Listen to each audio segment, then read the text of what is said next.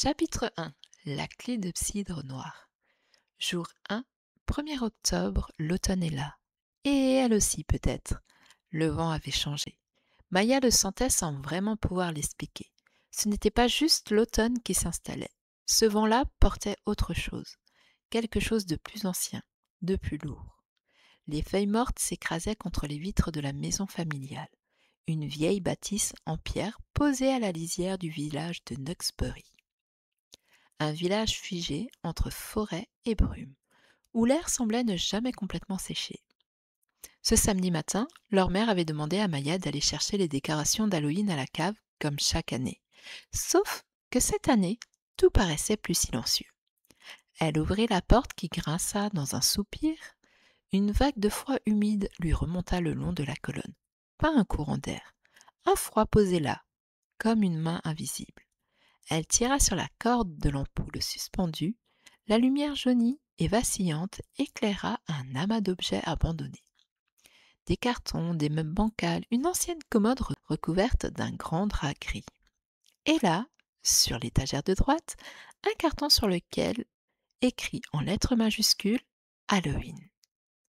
Maya le repéra immédiatement. Elle se mit sur la pointe des pieds pour l'attraper, mais le carton était plus lourd qu'elle ne l'avait imaginé.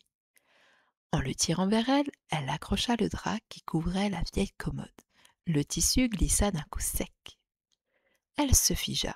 Sur la surface de bois, au centre exact, reposait un objet étrange, noir et imposant. Un cylindre en pierre lisse, haut d'environ 40 centimètres, décoré de gravures irrégulières. En son cœur, une bulle de verre contenait une matière sombre, brillante, presque métallique, mais figée. Ce n'était pas un sablier. Et pourtant, Maya sut, sans comprendre comment, que c'était un instrument de mesure du temps. Un mot lui traversa l'esprit, surgissant de nulle part. Clepsydre. Elle ne savait même pas ce que ça voulait dire.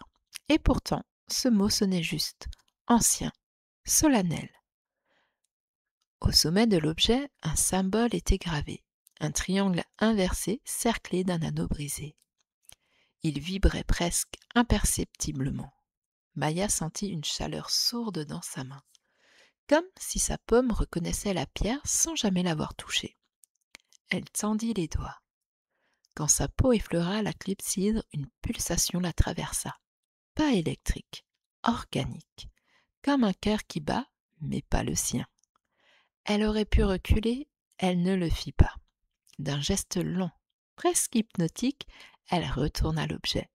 Le sable, ou ce qui y ressemblait, commença à couler, lentement. Un son lourd, comme si chaque grain tombait dans une cavité profonde et sans fond. L'ampoule au plafond vacilla. Le froid se referma un instant sur ses épaules, puis se dissipa.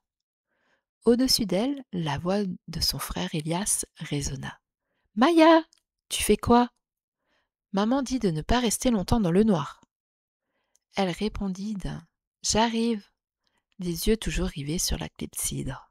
Puis, elle s'éloigna à reculons, attrapant enfin le carton de décoration, mais dans la cave, derrière elle, l'air vibra doucement, comme si quelque chose venait de s'éveiller, et d'une voix presque inaudible, à la limite du souffle, chuchota « L'ascension a commencé ».